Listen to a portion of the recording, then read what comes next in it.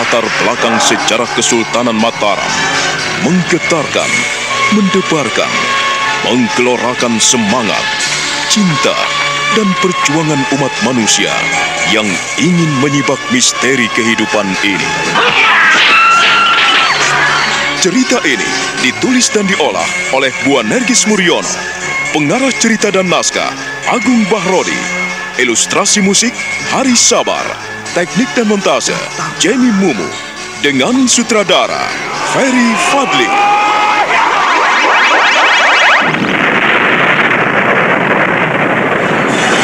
Kali ini mengetengahkan episode keempat dengan judul Geger Demak Bintoro.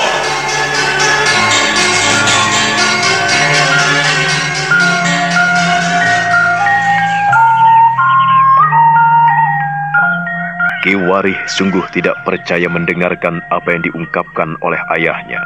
Tetapi Ki Wulung tetap memegang teguh pendiriannya dan apa yang telah diucapkannya. Ki Wulung memandang putranya dengan penuh kasih sayang dan kelembutan.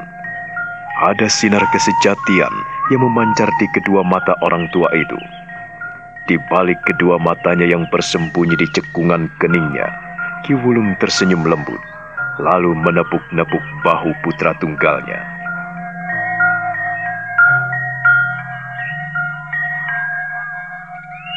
Aku sungguh tidak mengerti, Keh.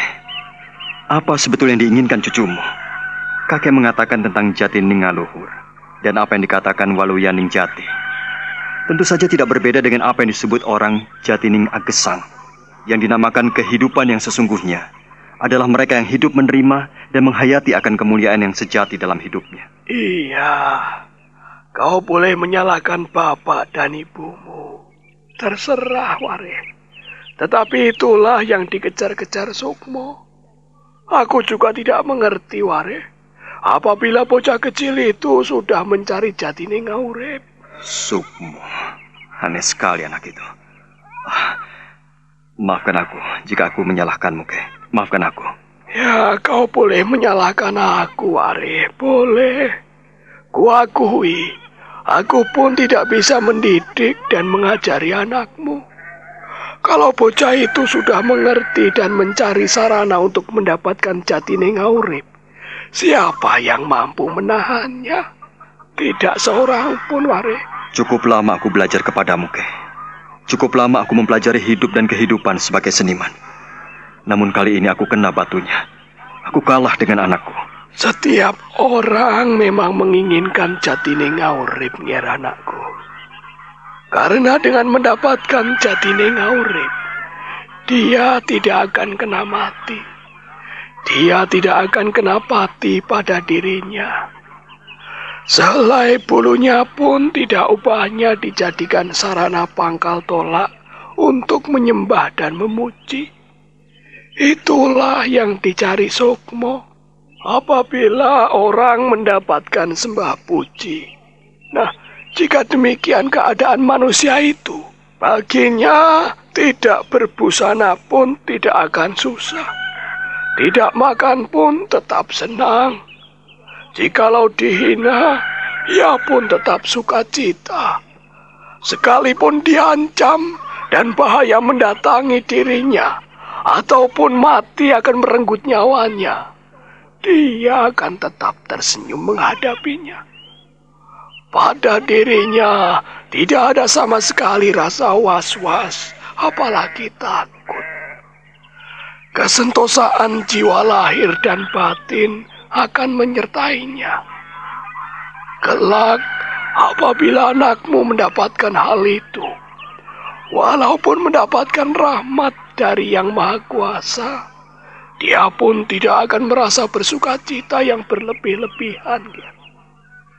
Dia tidak jatuh dalam sanjungan, dan sama sekali dia tidak akan merasakan segala kemuliaan dan kebesaran dalam dirinya. Sejauh itukah yang diinginkan cucumu, Kek? Ya tentu saja, Nger. Siapapun boleh menyalahkan aku dan neneknya. Dia sebetulnya telah mempelajari dan mendalami bahwa sebenarnya ia tidak mampu menolak akan datangnya kebahagiaan, celaka, sakit, ataupun kemuliaan. Dia sebetulnya telah mengamalkan apa yang dikatakan oleh nenek moyang kita. Nrimo ing pandum. Nah, disitulah anakmu telah mencari hal itu, Are. Dan aku pun tak mampu mendapatkannya, Kek. Apalagi kamu, aku, bapakmu, buyut canggahmu pun belum ada yang meraih hal itu, Are. Kita manusia susah untuk nerimo ing pandum. Belum pernah kutemui seorang pun yang nerimo. Catatlah itu baik-baik, anakku. Dan apabila anakmu saat ini sedang mencari hal itu, apakah aku salah? Apakah neneknya salah jika membiarkannya pergi walaupun dengan hati yang berat? Kalau aku bisa menerima, nenek dan kakek bisa menerima. Lalu bagaimana dengan ibunya, Kek? Bagaimana? Ya, kalaupun dengan berat hati, ia pun harus menerima. Ketahuilah, istrimu dengan setia menantinya, bahkan bertaruh nyawa mengandung, melahirkan, dan memeliharanya. Ya, perasaan seorang ibu tentu saja tidak akan pernah rela untuk melepaskan putra satu-satunya. Istrimu mencoba untuk mengerti bahwa segalanya merupakan ganjaran. Semuanya adalah pemberian dari Gusti yang Maha Agung. Nah, hanya Gusti yang langgeng hidupnya. Hidup yang sesungguhnya tidak dapat pula disamakan dengan berbudi. Manakala akal manusia sudah menghayati akan pupusing rasa, sari-sarinya dari rasa, dialah yang boleh dikatakan sudah memegang rasa yang sejati. Rasa ning sejati yang saat ini dicari anakmu. Nah, kau paham itu, Are? Aku mencoba mengerti, Kek. Ya, kau boleh mencoba mengerti. Kalau kakek, nenek, buyut dan canggahmu, aku dan kau masih mencari rasa ning sejati, maka kita tidak bersalah seandainya mengizinkan anak turun kita untuk mengikuti jejak langkah itu. Sebab akan halnya rasa yang sejati. Nah, jangan keliru. Bukan pula diartikan rasa 6 jenis rasa, dan juga bukan pula rasa yang dirasakan dengan lidah. Tidak pula diartikan rasa yang terasakan oleh hati. Rasa dari pikiran yang bekerja. Rasa dari badan yang merasakannya. Bukan rasa hati dari orang yang memperbincangkan dirinya. Bukan pula rasa yang diderita manakala sakit, dan rasa bahagia ataupun senang manakala menerima kemuliaan. Nah, pada hakikatnya, orang yang telah memegang adanya rasa sejati itulah dapat dikatakan sudah memegang inti dari rasa. Atau pusering rasa. Rasa yang demikian itu dapat dikatakan raja dari segala rasa. Sebab rasa yang sejati akan membawai segala macam rasa di badan manusia ini. Dia akan dapat mengendalikan segala aneka rasa. Orang yang demikian itu yang sudah memiliki rasa sejati, sudah dapat dikatakan selalu mulia rasanya. Dia dalam keadaan waluyo jati murti, hidup sempurna dan menerima kemuliaan yang sesungguhnya. Apakah Sukmo sudah memahami hal itu, Kek? Siapapun tidak akan pernah percaya akan hal itu, Are. Tidak akan pernah menerima. Tetapi setelah kurenungkan, memang dia itu bisa. Dia berjalan bukan karena hati dan pikirannya, tetapi ia berjalan Karena menuruti hakikat nurani dan kehidupan ini, dia berjalan karena roh kasukman. Dia berjalan karena nuring kasampurnan.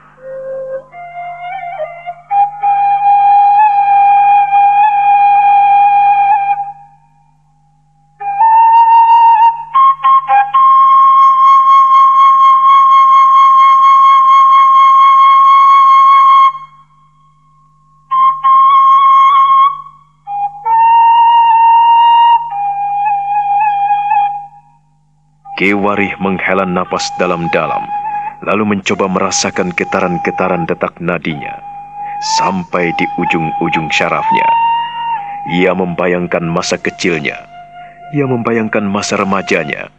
Ia juga membayangkan di mana ia mengalami mukti rahayu.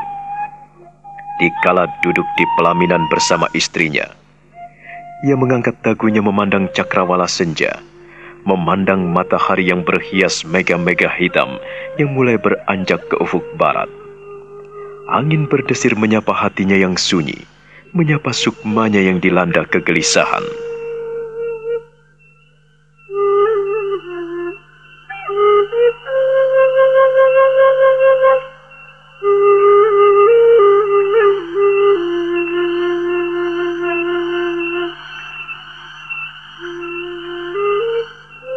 Kau dengarkan itu binatang?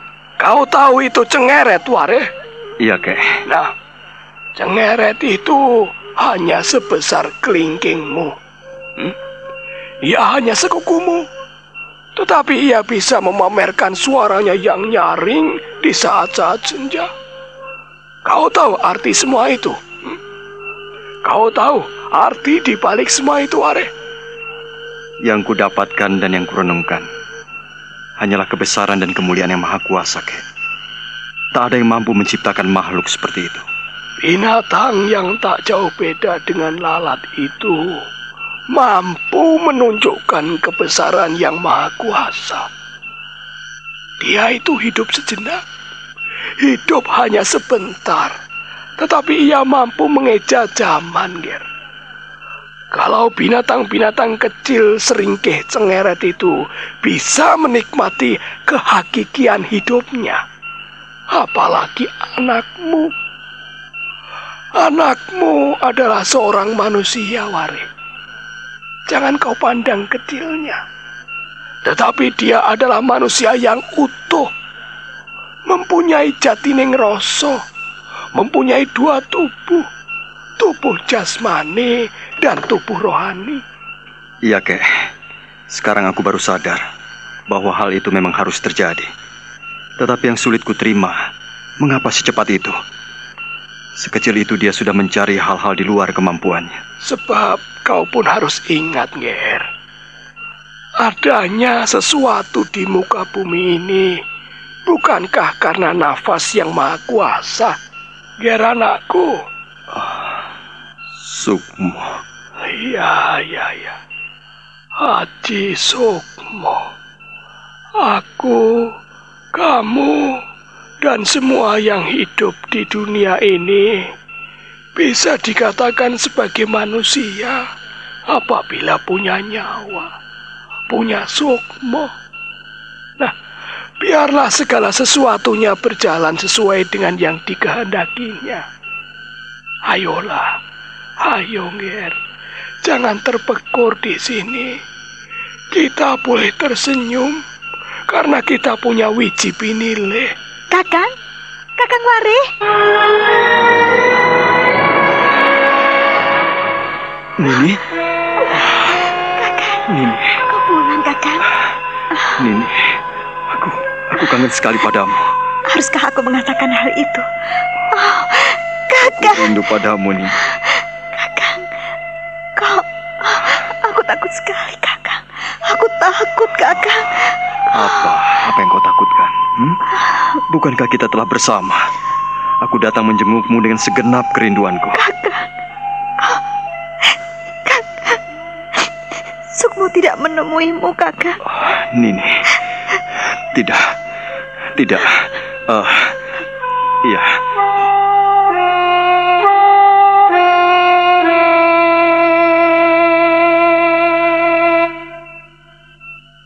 Ki Warih tidak mampu berkata-kata. Hanya desah napas dan isak yang mampu terungkap. Ia peluk istrinya erat-erat penuh kelembutan dan kasih sayang. Detak jantungnya menggemuruh bagaikan gemuruh gunung menjelang gempa. Diciuminya istrinya penuh dengan perasaan dan kasih sayang. Kerinduan yang membara dalam dadanya seakan-akan tumpah ruah seiring dengan butir-butir air mata yang menggelincir di kedua pipinya lewat sudut-sudut matanya. Nini Warih pun melakukan hal yang sama. Dia terus menangis terisak-isak, semakin erat memeluk suaminya, seakan-akan getaran nadi darahnya menyatu dengan getaran nadi suaminya.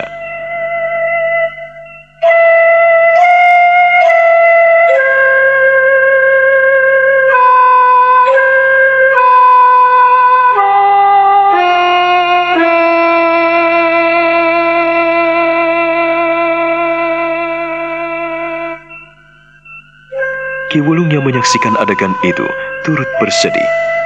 Dari sudut matanya meluncur butir-butir bening bagaikan kristal yang menggelincir di pipinya yang mulai mengeriput. Bibirnya yang hitam meliuk-liuk, hidungnya kembang kempis mengeluarkan ingus, dan perlahan ia menghapus dengan punggung tangan kirinya yang juga berhias kulit mengeriput.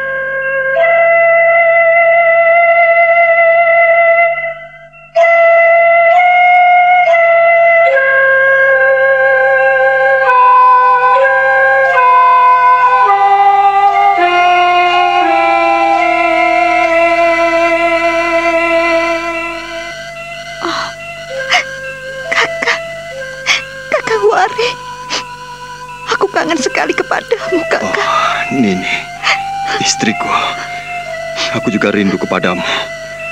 Lama sekali kita tidak bertemu. Lama sekali. Aku cemas dan khawatir, Kakak. Aku takut sekali. Semenjak terdengar keributan di Mataram karena pemberontakan Pangeran Puger, aku menjadi takut sekali. Takut dan was-was akan keselamatanmu. Tapi aku tidak ikut dalam berperang ini. Aku memiliki tugas dan kewajibanku sendiri. Peperangan adalah tugas para prajurit. Sedangkan aku ini seorang seniman, jadi tidak perlu untuk turun ke medan perang. Tapi Kakak, aku benar-benar takut sekali.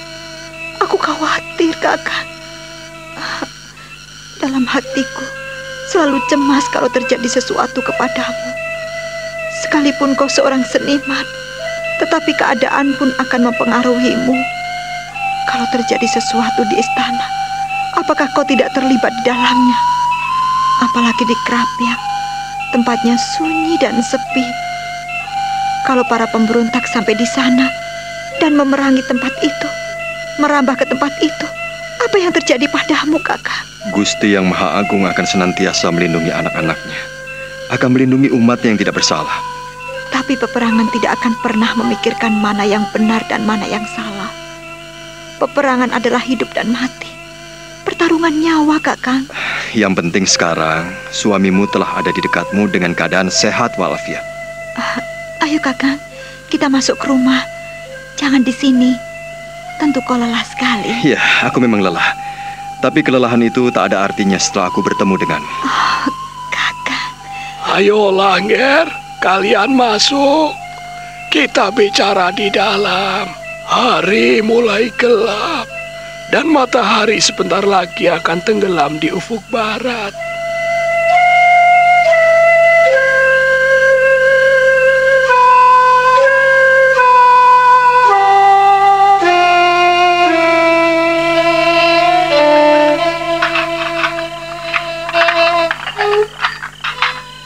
Minumlah, Kakang. Minumlah. Kau pasti haus. Maaf, apabila saat kau datang, aku tidak langsung menyambutmu. Aku kangen pada Simbo dan aku menengoknya. Kau tidak marah, bukan? Mana mungkin aku marah, Nini. Menjenguk orang tua adalah kewajiban anak-anaknya. Kalau seorang anak sudah melalaikan orang tua, namanya durhaka, ya kualat. Bagaimana keadaan Bapak dan Simbo? Simbo dan Bapak baik-baik saja, Kakang. Mereka menanam cabai, terong, dan empon-empon, ketela pohon. Mereka sebentar lagi juga akan panen. Apakah tidak dimangsa celeng dan babi hutan?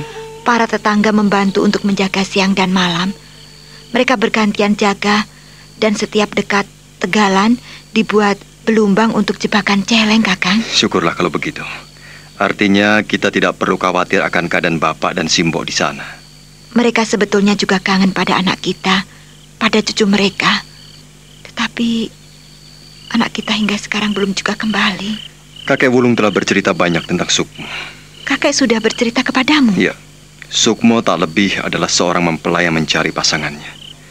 Sukmo tak lebih seorang pengantin lelaki yang mencari pengantin perempuan. Maksudmu, Kakang? Dia mencari jodohnya. Apa maksudmu? Sukmo masih kecil. Tak mungkin ia memikirkan hal seperti itu. Kau jangan salah tangkap ini. Sukmo mencari pasangan apa yang ada dalam dirinya. Sang mempelai alam kasukman yang tidak bisa diberikan secara wadak, tetapi secara batin. Alam kasampurnan, alam kasukman. Iya, dia mengembara untuk mencari dirinya sendiri. Aku juga tidak tahu, Kakang.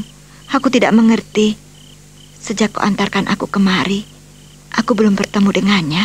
Kakek pun telah menceritakannya kepadaku. Padahal aku kangen sekali padanya. Kopi buatanmu segar sekali, Nini. Kau membuatku kangen.